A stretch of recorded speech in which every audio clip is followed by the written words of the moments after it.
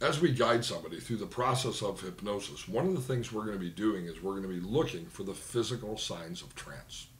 And so I'm going to go through a hypnotic process with Alex. And what I want you to do is really observe Alex. And as you observe Alex, begin to look for these things. So what types of things are we looking for as we look for a person who's going into trance? Well, we're looking for the obvious things. We're looking for, again, if we say close the eyes down now, do they in fact close the eyes? But when we say to a person, unclench the jaw, do we see that they're following the suggestion and literally unclenching the jaw? If we say to them, let the stress out of your shoulders by simply dropping the shoulders, do we see them dropping the shoulders? So we're looking for the physical signs of compliance with the suggestions that we're making. And we know that we can't go any further and make any further suggestions unless we actually see compliance with the initial suggestions that I make. And so if I see somebody who's simply not following these suggestions, I'm going to have them open their eyes again, and maybe I need to cover more in that pre-talk or explanation of hypnosis, or maybe they need to tell me. I can simply ask them, are you comfortable? Well, yes, and maybe I need to reframe my understanding of how I'm observing or calibrating that individual. But there are also some telltale physical signs of trance. One of the things you'll see is eye fixation. Almost a staring, and eye fixation is one way to guide somebody into trance entry. Will often cause eye fixation by having somebody focus on a far point over on the far wall. Or, of course, if you think back to hypnosis in the 1800s, follow my pocket watch, right? That was really about eye fixation. It wasn't about the pocket watch. So when a person begins to fixate their eyes, we're going to notice some things in the eyes, perhaps a little redness in the eyes as the blood vessels dilate. We're going to be looking for maybe a little bit of mistiness or teariness in the eyes. We're going to be looking for eyes closing and maybe becoming slower to respond and opening when we're talking to an individual. Blinking of the eyes. Now, one of the telltale signs of REM sleep is when a person's eyes are closed, do you actually see eyeball movement underneath the eyelids? And you'll see this sometimes when a person's eyes are closed as you're observing them up close. On the video, I'm not sure if you'll be able to see this or not. And not all clients manifest all these same signs of trance. But Alex is a great subject because he has engaged in hypnosis many, many times. And so it's usually pretty, you can usually kind of follow the textbook examples with him. Now, we don't have the ability to monitor his heart rate. We have the ability to monitor mine. Since I have a Fitbit on, I guess we could put the Fitbit onto Alex. My heart rate is at 74. It'd be kind of interesting to actually, if you do have a client with a Fitbit, to be able to use that somehow into the hypnosis process and see the heart rate slowing. And in our deepest levels of trance, though, our client's heart rate is going to go down to, in the delta level of deep sleep, about 60 cycles per second. So if we're in the theta level of trance, maybe 64, 66 cycles per second.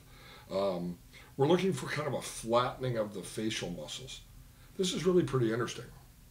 In Jacobson's progressive muscle relaxation, you've heard of progressive muscle relaxation, Edmund Jacobson in 1928 wrote a book on progressive muscle relaxation, and he identified 16 different muscle groups. But the face has over 200 little tiny micro muscles. Little tiny muscles. Little tiny muscles of the eyelids, little tiny muscles around the nose, the brow. By the way, I do hypnosis for professional poker players. A number of professional poker players over the years have either bought MP3s that I've offered or have actually scheduled appointments with me. And I've worked with some professional poker players, and people say to me, how can you help somebody become a better poker player? Specifically, what I'm helping them do is to learn to control the micro muscle movements of the face. And this is in where the tells lie. So you can see that hypnosis has just a fascinating number of different applications, from, again, academic performance to oncology and pain control and nausea and vomiting relief, or over to smoking cessation and weight loss, or even something as obscure as it may seem, to enhance a poker player's ability to conceal those tells?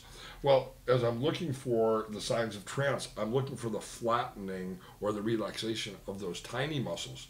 In normal relaxation in our daily activities, we often don't release those little tiny micromuscles. That's where we get the lines on our face because we're carrying those. And hypnosis gives us a chance to really decrease those things. We're all also looking for a delayed response. I kind of call this a radio delay. You know what a radio delay is, don't you? The live interviewer might be afraid that the person they're interviewing, or whether it's a call-in show is calling in, might say something that needs to be bleeped, so they put it on a 7-second radio delay. In other words, if the person I'm interviewing says something, that can't be said on the radio, I can hit a button because I have 7 seconds delay between what the audience hears and what's actually live in my office. Well, we see that as a sign of trance. So I might say, and relax the muscles of the jaw. And I don't see it for 5 or 6 or 7 seconds, and then I see it. Right? So if you don't see a response right away, look for this radio delay. And this is delayed motor reaction that comes about from not only physical relaxation, but mental relaxation as well. This is a great sign that people are deepening trance. We might also be looking for either tremors or stillness.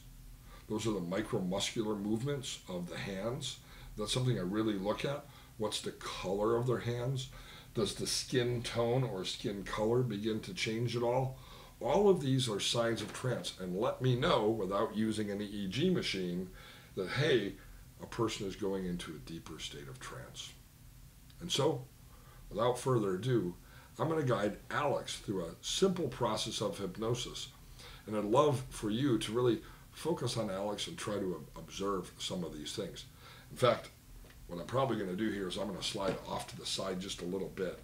And Alex, if you can move over here towards the middle just a little bit more so that you're as close to the center as you can be. I'm actually going to crop this video in, so suddenly the screen is going to change and bam, we're going to get as close in here on your face as we possibly can. Now you wish you shaved this morning. Exactly. So, a college kid home on Labor Day weekend. But Alex, take in a deep breath. Just breathe in and breathe out. And as you breathe out, allow a sense of relaxation to become a part of your experience. And as you sit in this chair with your hands on your lap, I want you to focus on the far wall. And there are some spots over there on the far wall, whether they're shadows or whether they're dots that are actually in the design of that far wall. Just pick one of those places and bring all of your attention to that spot. And as you breathe in and out, essentially stare at that spot. Keep your eyes fixated on that spot. Now, you may have heard a hypnotist say, maybe in a movie or a TV show, your eyelids are getting sleepy, your eyelids are getting sleepy. It's not because hypnosis actually creates sleep. It's that when you stare at a point on a far wall, we get what's called ocular fatigue. And you'll notice as you stare at that spot, it becomes harder to keep your eyelids open, almost as if your eyelids are getting sleepy. You'll also notice that that spot begins to change a little bit. It might become hazier and fuzzier and more difficult to see. It might even disappear altogether. Or you might notice that spot on the far wall becomes sharper and crisper and brighter. It becomes the only thing you can really bring your attention to. Or you might notice that it simply stays the same. But you'll certainly notice that it would probably be a lot more comfortable to let the eyes close down. And so just close the eyes down now. And with the eyes closed down, you'll notice something amazing, how even though the eyes are closed, it's almost as if you have X-ray vision and you can still focus your attention on that spot on the far wall. It's pretty cool, isn't it? Yeah. And as you breathe in and breathe out, bring your awareness from that spot on the far wall to that place on the inside of your eyelids where you're seeing that spot, to that part of the mind where awareness is created, that part of the mind where this moment resides, and this part of the mind where hypnotic intuition and learning takes place. And as you breathe in and breathe out, relax any muscles that need to be relaxed. Unclench the jaw, let the muscles of the brow relax, and you can even let your shoulders drop a little bit as you let go of any tension that remains. And since you're sitting up in a chair, it probably would be a lot more comfortable to just let that chin fall towards the chest a bit. And as the chin falls towards the chest a bit, you'll notice the muscles in the neck and shoulders can relax even more. Sending that relaxation through the arms and forearms and even into the hands and the little tiny muscles of the fingers. It feels pretty good to relax and use the resource state of hypnosis that you're creating right now, doesn't it? Mm. Great. And with each breath and each number, double the sensation of relaxation. 5, 4, 3. You're doing perfect. Each number, each breath, doubling that sensation of relaxation all the way down now. 3, 2, 1, 0. And this is, of course, a resource state that we call hypnosis. Never asleep, but deeply relaxed. In fact, during this resource state, we call hypnosis, you might be paying attention to each and every word that I use. Or you might no longer be paying attention to the words and instead only hearing every third or fifth or 10th word, paying attention instead to the experience of hypnosis. And either way is fine. It doesn't matter if you're in a light level of trance or if you're in a deep level of trance. What's most important is that you have committed to learning something new and using this resource that we call hypnosis as a key to success in life. And so you can congratulate yourself for learning something awesome over the last 16 or 17 years. And continuing to apply what you learn in meditation and hypnosis to every aspect of your success in life. And now, because this is a demonstration of hypnosis, I'm going to ask you in a minute to open the eyes and to sit up in the chair refreshed and ready for the rest of the day. But before you do that, I want everybody who's watching the video to really notice Alex right now, to the best of your ability as the video reveals, and to begin to look for those signs of trance that I discussed prior to this guided hypnosis session. And now, Alex, taking a breath. You can continue to keep your eyes closed, but taking a breath, and notice the breath as it enters your lungs and becomes an exhale, and as oxygen is delivered to each and every cell of the body. And be ready in a moment when I count to 3 to open the eyes, to feeling fantastic and being ready for the rest of the day. 1, taking in another breath and noticing the feeling of oxygen reaching every cell of the body, invigorating and rejuvenating you. 2, noticing the chair below you, feeling steady where you are, beginning to stretch out any muscles that might need to be stretched out. And 3, opening the eyes, feeling fantastic, taking in a great deep breath, and ready for the rest of the day. Feels pretty good, doesn't it? Oh, yeah. Now, let's look at Alex here after that short hypnosis session. Alex, let him really stare into your eyes. I notice, at least from this angle, a little bit more redness of the eyes, a little bit more wetness in the eyes. I also notice a real different affect, and I think that comes from just relaxing all of the micro muscles of the body and letting the body energize itself and access those creative parts of the mind. What was that experience like for you, Alex? Well, really, really wonderful. It's been a while. I've been away at college since I've been able to do this with you, but it's really rejuvenating. Sure. Well, thank you very much, Alex, for letting us borrow you for this learning experience.